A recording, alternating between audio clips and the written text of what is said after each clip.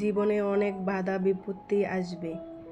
এই বাধা বিপত্তি কাটিয়ে আপনি সামনের দিকে এগিয়ে যেতে পারলেই জীবনে সফলতা আসবে। হ্যালো এভরিওয়ান, আসসালামু আলাইকুম। আশা করছি আপনারা সবাই ভালো আছেন। আমিও আপনাদের দোয়ায় আলহামদুলিল্লাহ খুব ভালো আছি। আমি সোহাগীজ লাইফস্টাইল থেকে সোহাগী বলছি। সকাল সকাল ঘুম থেকে উঠে কিচেনে ঢুকে নাস্তা বানিয়ে দিলাম। তো সে একে একে নাস্তা খেয়ে চলে গেছে। তো লাস্ট মুহূর্তে আমরা মা মেয়ে শুধু বাকি আছি। মা মেয়ের জন্য শুধু চা পরোটা ডিম ভাজি করে নিয়েছি। তা আমরা খেতে তো আর বেশিক্ষণ সময় লাগবে না। তা খাওয়া দাওয়া শেষ করে আপনার রুম গুছানোর কাজে লেগে গেলাম। সপ্তাহে একদিন যদি বেডশিটগুলো চেঞ্জ না করি মনে হয় যেন ধুলাবালি প্রচুর জমে আছে। তাই একে একে প্রত্যেকটা রুম আমি গুছিয়ে নিলাম। গুছিয়ে তারপরে আপনার আবার কিচেনে ঢুকে গেলাম দুপুরে রান্না বাড়ার জন্য। তো মেয়েদের কাজই তো হলো এগুলো। আপনার ঘর দরজা গাছ করা কমপ্লিট হলে আমার কাছে মনে হয় কি যে সব কাজগুলোই কি শেষ হয়ে গেছে।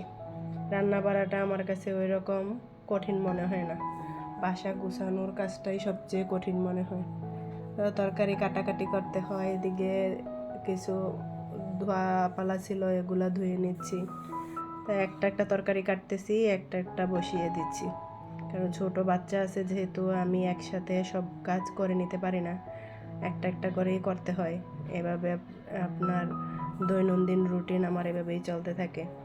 তা ফার্স্টে আমি মাছটা সকালে ঘুম থেকে উঠে ভিজিয়ে দিয়েছিলাম। তো মাছটা ভিজে গেছে, তাই ভাবলাম যে আগে মাছ তরকারিটা করে নিই। কারণ ছেলে মেয়েকে কখন চলে আসে স্কুল থেকে বা কলেজ থেকে খাওয়ার টাইম হয়ে গেলে তো অন্তত একটা তরকারি হলো ওদেরকে খেতে দিতে পারবো। ফার্স্টে আমি মাছ তরকারিটা রান্না করে নিলাম। দেখতেই পাচ্ছেন বেগুন দিয়ে মাছ দিয়ে রান্না করলাম। আর আমার প্রত্যেক তরকারিতে হলো গিয়ে কি আলুটা থাকবেই, মাস্ট বি। আমার বাচ্চারা আলুটা খুবই পছন্দ করে। তারপর আপনাদের ভাইয়া আমাদের জন্য আজকে লেয়ার মুরগি নিয়ে এসেছে, সাথে নিয়ে এসেছে দেশি গোল গোল একটা আলু আছে না, ওই আলুটা। ভাবলাম আলুটা দিয়ে লেয়ার মুরগিটা রান্না করি। এটার সাথে কিন্তু এই মুরগির সাথে এই আলুটা কিন্তু খুব যায়। কেউ যদি খেয়ে না থাকেন তাহলে আমার এই রেসিপিটা দেখে কিন্তু মাস্ট একবার না একবার ট্রাই করে দেখবেন। মানে খেতে খুবই টেস্টি হয়। জানি না, আমার কাছে খুবই ভালো লাগে, আপনাদের কাছে কীরকম লাগবে, তাই আমি আপনাদের সাথে ফুল রেসিপিটাই শেয়ার করলাম। যদি খারাপ লাগে তাহলে ইগনোর করে যাবেন। রান্না বাড়া হলো মহিলাদের নিত্যদিনের সঙ্গী। যত কাজই করেন, যত যা কিছুই করেন না কেন, রান্না করে আপনাকে ঢুকতেই হবে। সেটা যেন আমাদের দৈনন্দিন রুটিন।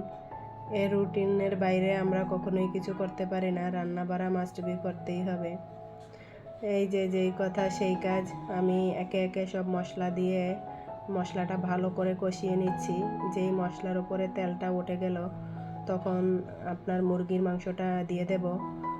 একে মুরগির মাংসটা দিয়ে ভালো করে চুলার আঁচটা বাড়িয়ে দিয়ে এই টাইমে ভালো করে মাংসটা আমি একটু গরম করে নেব। যেহেতু লেয়ার মুরগি সিদ্ধ হতে একটু সময় লাগে, আমি পানির পরিমাণটা কমই দেই। মশলা কষানোতে যেই পরিমাণ পানি দেওয়া হয় এতটুকুই। বাট আপনার মাংসটা গরম হওয়ার পর আমি চুলার আঁচটা একদম ডিম করে ঢাকনা দিয়ে রাখি, তাহলে আপনার তাড়াতাড়ি মাংসটা সিদ্ধ হয়ে যায়। প্রত্যেক দিন তো রান্না বাড়া কাজ এসব নিয়েই ব্যস্ত থাকি, তার মাঝখানেও বাচ্চাদেরকে একটু সময় দিতে হয়। ভাবছি আজকে রান্না বাড়া শেষ করে বাচ্চাদের নিয়ে একটু বের হব। ছোট বাচ্চাটাই বেশি বায়না করে, মাম্মি ঘুরতে যাব, চলো শপিংয়ে যাব, মার্কেটে যাব। শপিং কী জিনিস, মার্কেট কী জিনিস, এক একটা এক এক রকম করে ভাবে। বাচ্চাদের ভাবনা চিন্তা তো আলাদাই হয়। তো মেয়ে বলতেছে যে মাম্মি আমি শপিংয়ে যাব। তো শপিংয়ে বলাতে আমি বলছি চলো তাহলে আমরা সুপার শপে যাব। তো বিকাল টাইমে একটু বের হব, বের হয়ে সুপার শপ থেকে কিছু কেনাকাটা করব। মেয়ে তো খুব খুশি, বিকালে আজকে বের হবে। ও প্রত্যেক দিন খাওয়ার সময় অনেক বায়না করে, আজকে ওই রকম জ্বালাতন করেনি। রান্না বাড়া শেষ করে ফার্স্টে ওকে খেতে দিয়ে দিলাম। ভেবেছিলাম যে ওই হয়তো সব সময়কার মতো একটু দেরি করে খাবে। আজকে মাশাল্লাহ মাশাল্লাহ আমার মেয়ে ওই রকম দেরি করে নাই। 5-10 মিনিটের ভিতরে খাওয়া অলমোস্ট শেষ করে দিয়েছে। তো সাথে আবার আজকেও একটু আমি চিংড়ির বড়া বানিয়েছিলাম। চিংড়ির বড়াটা আমার বড় ছেলে এমনকি ছেলের বাবা খুবই পছন্দ করে, তাই প্রত্যেক দিনের মতো আজকে একটু চিংড়ির বড়া বানালাম।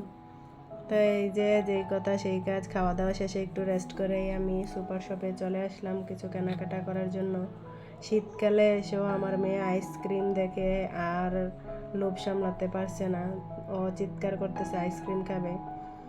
ঠান্ডার মধ্যে বাচ্চাদের আইসক্রিম দেওয়াটা তো একদমই পারফেক্ট মনে হয় না, তাই আমি ওকে একটা জুসের প্যাকেট কিনে দিলাম। আগে ও জুস খাচ্ছে, তারপর আমি চুপি চাপি সব কেনাকাটা করতেছি।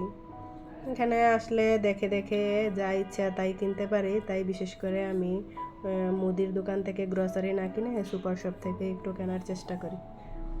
তাই ঘুরে আগে দেখতেছি কোথায় কি আছে, তারপর আস্তে আস্তে আমার বড় মেয়ে সব ঝুড়িতে নিচ্ছে একে একে। ঝুড়িতে নিয়ে আমরা চলে গেলাম রিসেপশনে, ওখানে সব কিছু জমা দিতে হয়, তারপর ওরা বিল পে করে দেয়। আমাদের বিল পে করা ওই দিক দিয়ে কমপ্লিট হয়ে গেছে। তারপরেও মনে হচ্ছে যে আরও কতই না কেনাকাটা করি, এখানে আসলে শুধু কেনাকাটা করতেই ইচ্ছে করে। তো দেখতে পাচ্ছেন আমরা বাসায় চলে আসলাম, কি কি কেনাকাটা করলাম এগুলো আবার আপনাদের সাথে শেয়ার করতেছি। কেনাকাটা করলে আসলে আনন্দই লাগে। আপনাদের কাছে কীরকম লাগে জানি না, আপনারা একটু কমেন্ট করে জানাবেন যে আপনাদের কাছে কীরকম লাগে। বেসিক্যালি আমাদের পুলিশ লাইন সুপার শপ থেকে কেনাকাটা করলে কি আপনার গায়ের রেট থেকে অনেক কমেই জিনিসপত্র কেনা যায়, অল সাইড দিয়েই সুবিধা আছে। তাই তো আজকের মতো কেনাকাটা এ পর্যন্তই। সবাই সুস্থ থাকবেন, ভালো থাকবেন, আল্লাহ হাফেজ।